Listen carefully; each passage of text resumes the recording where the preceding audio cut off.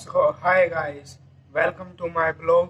और आप सबसे मैं यही कहना चाहता हूँ कि 2 दिन से ब्लॉग इसलिए नहीं आ रहे थे क्योंकि मेरी तबीयत खराब थी। लेकिन अब हम वापस आ चुके हैं आपके लिए। और अब हम वापस आ चुके हैं आपके लिए।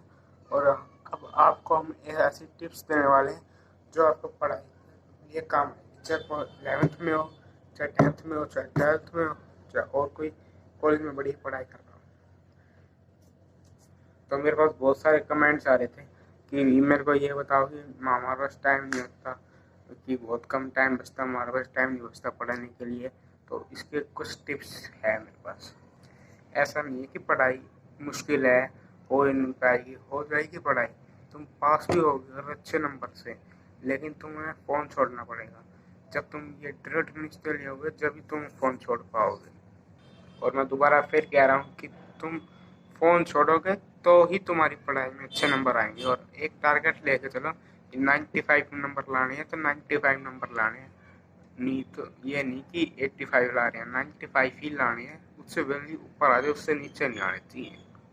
तो आप समझ रहे हो मैं क्या कहना चाह रहा हूँ। मेरे पास बहुत सारे कमेंट्स आ रहे थे कि मेरे को इसके बारे में बताओ।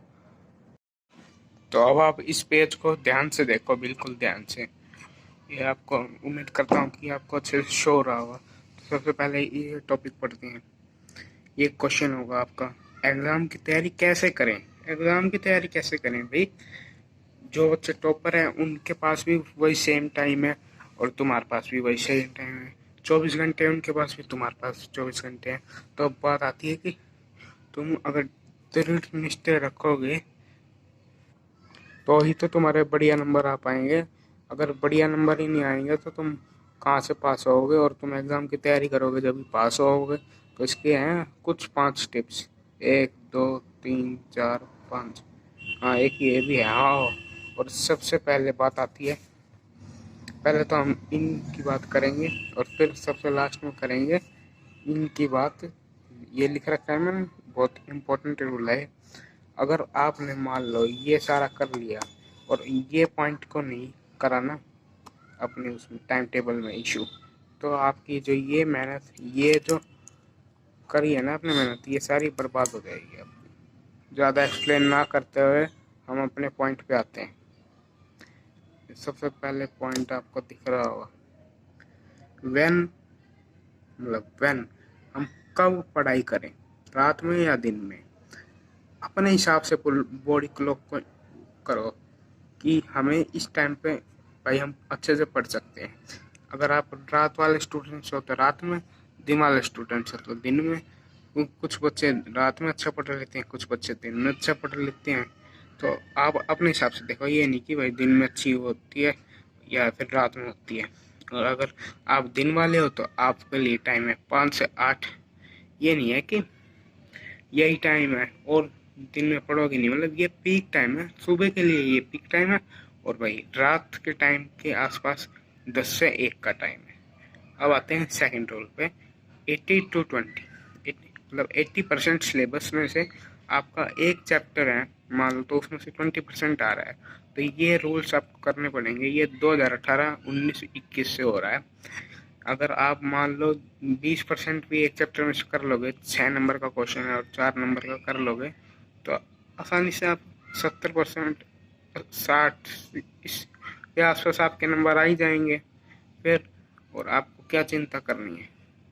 तीसरे पॉइंट की बात, सेल्फ नोट्स, खुद के नोट्स लिखो। और मतलब कि खुद के नोट्स लिखो और ऐसे याद करो। और उसको ये मत करो कि याद कर लिया हो गया। याद करो उसको, एक बार नहीं तो 5 बार लिखो कम से कम। जब जाके पेपर के लिए जाओगे आप तैयार हो गए, रेडी हो गए। ये नहीं कि भाई एक बार लिख लिया बहुत है। कुछ बच्चे होते हैं एक बार लिख के छोड़ देते हैं, कुछ बच्चे लिखते नहीं है। तो कम से कम 3 बार लिखो, कम से कम 3 बार लिखो। ये पॉइंट बहुत महत्वपूर्ण है सेल्फ स्टडी, क्योंकि मतलब आप सेल्फ स्टडी करोगे जब तो आपके जो आपने अपने नोट्स प्रिपेयर किए वो आपकी लॉन्ग टर्म मेमोरी में जाएंगे, सबकॉन्शियस माइंड में। पहले आप ये नहीं एक टेस्ट, एक चैप्टर करो और उसका टेस्ट ले, ये कंबाइंड टेस्ट। मतलब कि 4 से 5 चैप्टर करो और किसी भी घर वाले को बोलो कि भाई हमारा इन 5 में 5 चैप्टर में से 10 क्वेश्चन बना दे, वो कर देगा। और अगर आपने सही कर लिया तो आपको एक भरोसा हो जाएगा, आपके अंदर एक स्ट्रॉन्ग फीलिंग आएगी कि भाई मैं कर सकता हूँ। हाँ, ये नहीं कि भाई जब पेपर प्रेजेंट की बात आती है, ये बहुत इम्पोर्टेंट है। अगर आप पेपर में कुछ फालतू का भी लिख दोगे ना, और लेकिन उसको पेपर प्रेजेंट अच्छे से करोगे तो टीचर देखते ही टिक टिक कर देगा और आपके नंबर कहीं नहीं जाएंगे। जैसे एग्जांपल फ्लो चार्ट, जहाँ फ्लो चार्ट की जरूरत है फ्लो चार्ट बनाओ, जहाँ डायग्राम की जरूरत है डायग्राम बनाओ, ताकि नीट एंड क्लीन काम लगे और भाई ज़्यादा फालतू लिखने की जरूरत भी ना पड़े, टाइम भी बचेगा आपका। और हाँ, अब बात आती है 3 इसकी, मतलब कि पहले आप पढ़ाई करो, फिर रेस्ट करो, फिर पढ़ाई करो। ऐसे 3 बार करो, पढ़ाई, रेस्ट, पढ़ाई। ये नहीं कि पढ़ाई और रेस्ट की जगह फ़ोन और फिर पढ़ाई। तो आप वो जो आपका सब क्वेश्चंस माइंड है, उसमें जो आपने लॉन्ग टर्म मेमोरी के लिए क्वेश्चंस डालने हैं अपने दिमाग में, तो वो आप कैसे जा ही नहीं सकते, क्योंकि मोबाइल देखोगे तो कुछ और देखोगे, और रेस्ट करोगे तो खाली रेस्ट करोगे, वो माइंड में आपके कैप्चर हो जाएगा। और हैंड रिटन नोट्स, ये बुकिश लैंग्वेज के नोट्स कभी याद मत करो, खुद से पहले उस टॉपिक को समझो, फिर हैंड रिटन नोट्स बना कर याद कर लो। और साथ के साथ पानी पीते रहो, सुबह एक्सरसाइज करो, माइंड फ्रेश रहेगा।